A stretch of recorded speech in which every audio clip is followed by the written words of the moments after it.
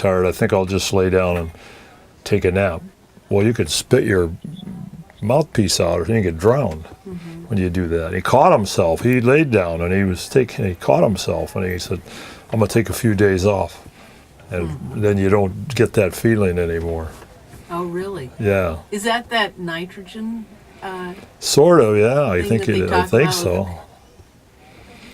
But a lot of guys push themselves, they dove too much, more than they should to stay healthy. And but most have a tender or something, so if something goes wrong, they pull them up. But when you're by yourself, there's nobody. And Rim was by himself. He went by himself all the time. Basically, I think because nobody could get along with him. And when he went by himself, he could just do what he wanted to do. Mike's hot, camera's hot, watch it. Okay, so for the front of the tape, tell us your name and your occupation. My name is Mike McCorkle, and I'm a professional seafood harvester. And in 1969, how old were you and what were you doing at the time of the Santa Barbara oil spill? More or less. I don't know how old I was. Well, more or less. I was in my 30s. Let's see. It'd be 42 years ago. 38 and 69. I was around 32 years old in 1969, and I was fishing for crabs out by the platforms that they had just installed, A, B, and C, Union Oil, fishing probably a quarter of a mile or closer to platform A, and I had 80 crab traps in the water out there that I would pull every 2 days and take the crabs out, and I would take them and sell them twice a week down at Redondo to Quality Seafood. And what happened? What was your experience out there on the water? I was at home one night watching television, and I saw a little news flash that said there was a little small problem at Platform A, and that was nothing to worry about. Everything was under control. So the next morning I went out to Platform A to pull my traps, and there was a lot of problem, and things weren't under control, and there was this huge bubble of natural gas and oil coming up by the northeast leg of the platform. I'd say the gas and bubble was probably 10 to 15 feet high, just like if you take a hose and hold it underwater and turn it on and make it bubble up. It was similar to that.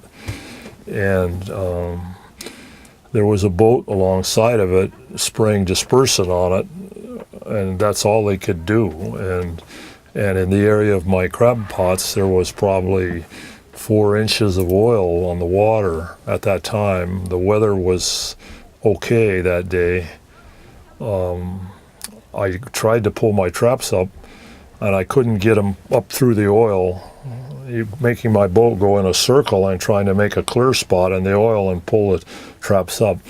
I was having a hard time doing that because the oil would close in before I could get the trap up, and the crabs were getting coated with oil. So I came into the harbor and I told guys here, hey, there's a big problem out there. And they went, nah, there's nothing, don't worry about it. And so I went and I found out the Union Oil Company's phone number, and I called them up and said that I was having a problem. And they told me that I would have to continue fishing out there. If I tied my boat up because of the oil spill, they wouldn't reimburse me for any losses that could occur in the future.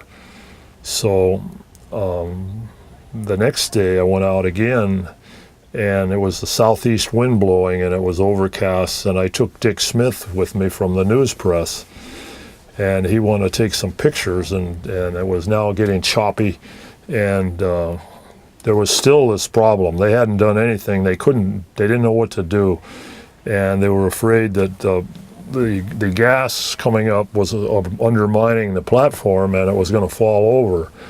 They were worried about that, is one thing that I heard. And So we went out, and it was because of the weather condition. I had probably a foot or more of oil on deck of the boat out here. Was coming over the rails as the boat rolled, and Dick was hanging up on the rigging here, taking pictures, and oil was coming over the cabin, and was all full of oil on top of the cabin, the sides of the boat, oil outside. Dick had oil on him, and he took a lot of pictures. He was is an interesting guy, and I came back in. It was impossible to work in that kind of condition, and I stayed in after that until things settled down. But in the meantime, I did go out another day, and that night the southeast wind brought the oil into Santa Barbara Harbor, and it came into the beaches and came onto the harbor and filled the harbor up with oil, and then they hired some fishermen they put booms across the entrance to the harbor, and the best technology they had was pilings from pier pilings laid on the water, nailed together with the rope going from one piling to the other to keep the oil out. Well, it was so choppy that the oil just went right over the top of the things and came in the harbor, and then after that, the next day they started blowing hay onto the oil with a boatload of hay bales, and they'd clip the wires off of the hay bales that hold them together and throw them in the water and shoot this hay out, and it would absorb the oil, and some of it washed on the beach and they cleaned it up, and some they didn't. And a lot of it sank to the bottom of the ocean. It sank to the bottom of the harbor too in here, and so anyway, what happened is that out there, then they started spraying dispersant in state and federal waters. And then they passed a law they couldn't spray it in state waters, so they sprayed it in federal waters. Well, the current would take it right into state waters, but to make this stuff work good, they ran crew boats back and forth through the oil to mix it up with the dispersant, which made it sink. And doing that, they cut the buoys off of my traps with their propellers because you couldn't see them because they were all coated with oil and low in the water. And so I lost about 2/3 of my 80 traps out there. And then when the weather calmed down and stuff, I went back out, and the oil, they kind of got it under control, and I started fishing, and the crabs looked beautiful, but what was happening is they were eating the oil that was on the bottom. And shellfish can do that. Lobsters and crabs, shrimp, they can eat oil. They digest it. It just goes right through them. And I would bring them in and put them in receivers in the harbor, which then was clean, and take them to Redondo and put them in their tank, and the whole tank would turn black inside because the oil was coming out of the crabs at the tank. And so they called me up and said, we can't buy your crabs anymore because this oil's coming in the tank. And I went down there, and they showed me some of the water that they had saved in a jar, and sure enough, it was black all right. But so out of that, I lost my crab market. They would in Santa Barbara crabs, we don't want to have those. Kind of like Gulf shrimp. We're not going to eat any Gulf shrimp. They're bad.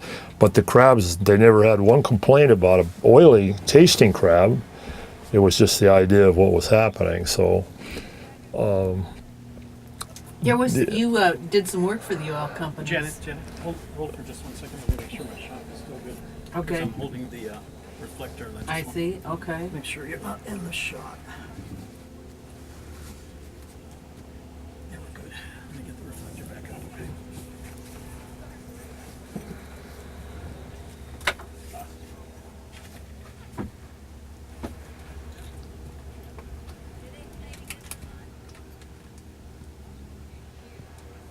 Toby's a sailor. So, sailboat sailor, East Coast.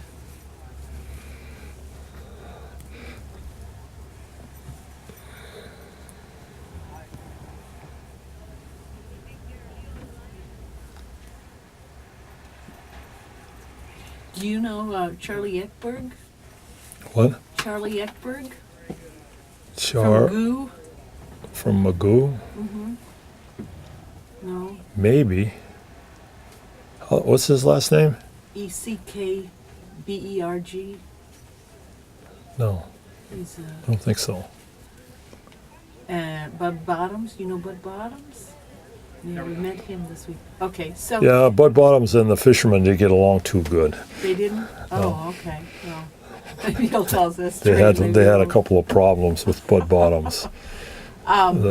So you did some work for the oil company. Well, I had a chance when I came in the first night and the oil was coming in the harbor and they put these booms out.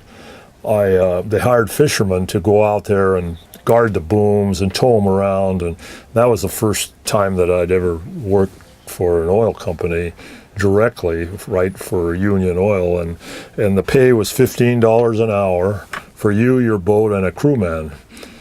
And they told me, okay, we'll hire you, and we'll you go over there and stand by. And when they tell you to go stand by, you go stand by. That means you tie up and you just sit there and you wait until they tell you to go do something. And other fishermen, mostly abalone divers with small boats that were saltwater cooled engines, were out by the boom and the hay was being blown all over the water.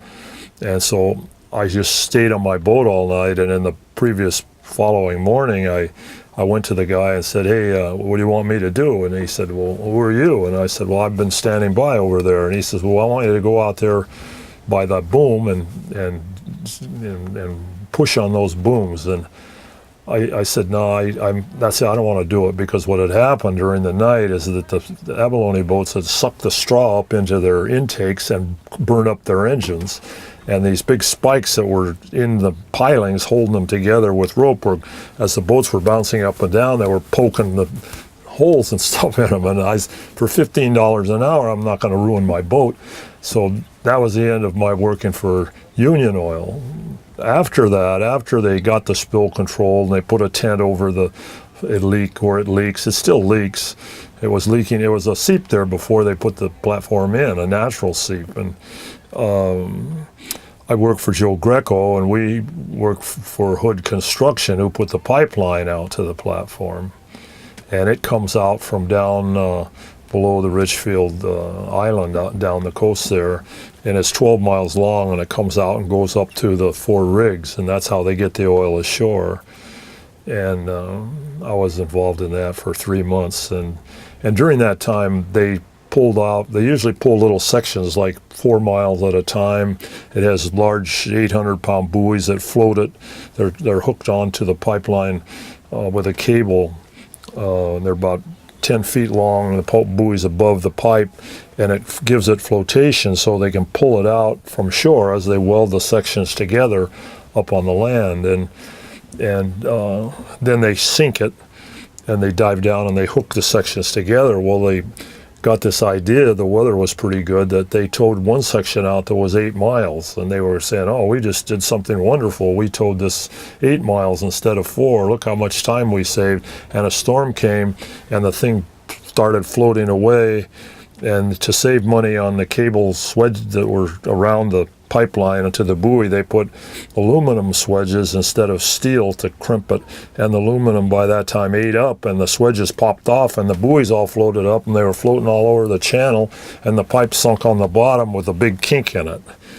And so they had to dive down, cut that section out. They had to go round up all the buoys in the channel and start over again. And so it ended up costing them way more than it would have cost them if they would have done it right.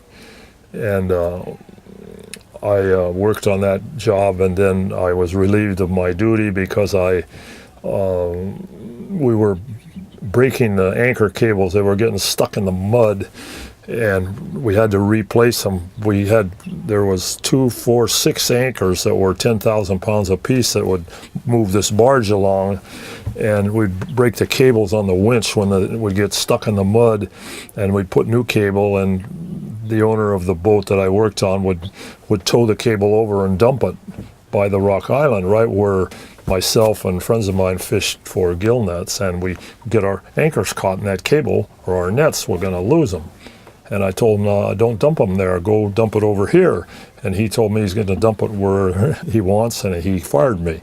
So that was the end of my job with working for that particular venture they had there. And eventually, I'm yeah. sorry. I can't hold the reflector and listen. Okay. Could you put the headset on to make sure we have good sound, please? Okay.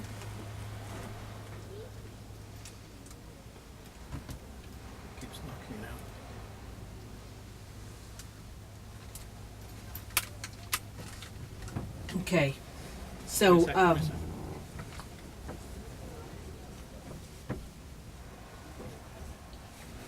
The biggest job. You need another guy.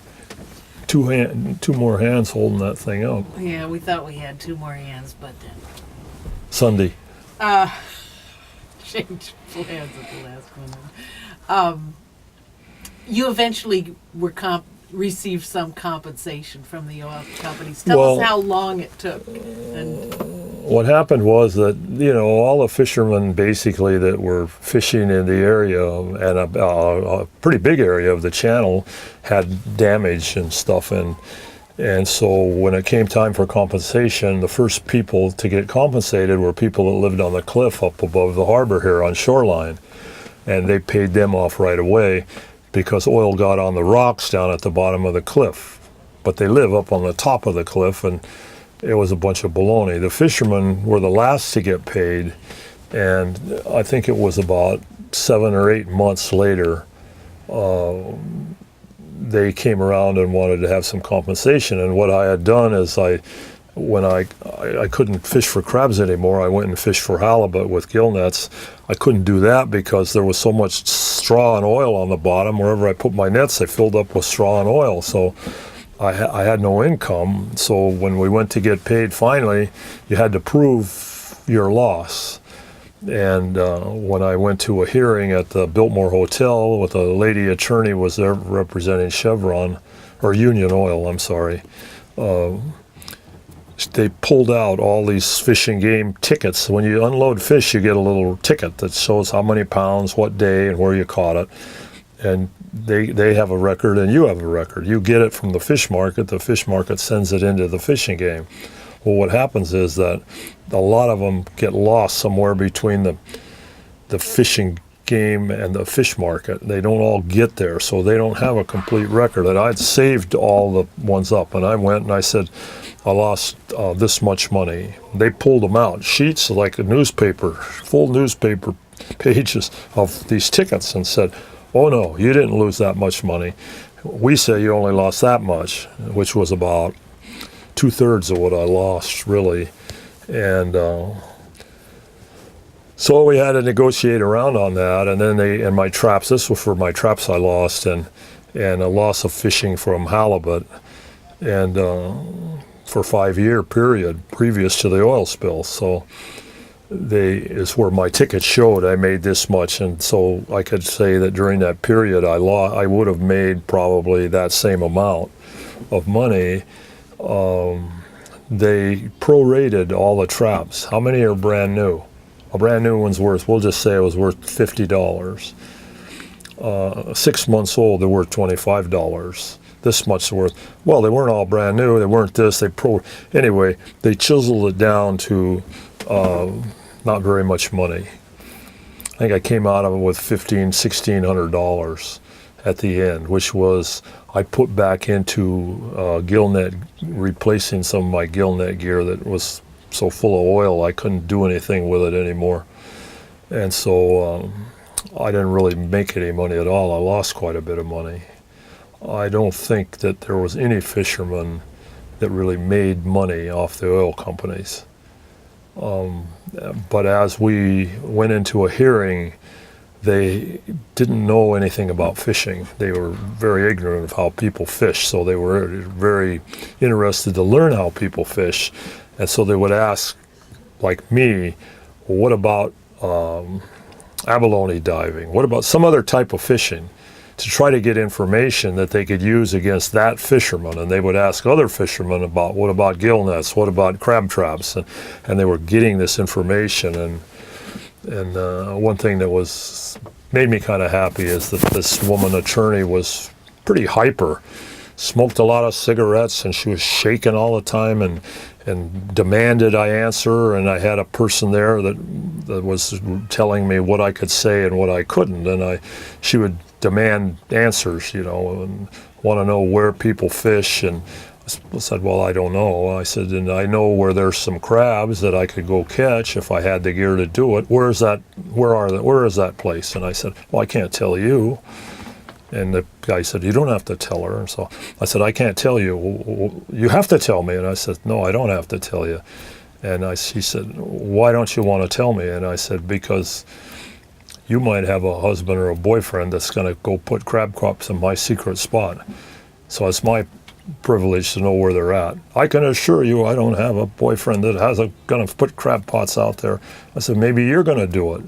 I'm not going to do it. And I didn't tell her, and she was all frustrated, and that kind of made me happy because they were using information.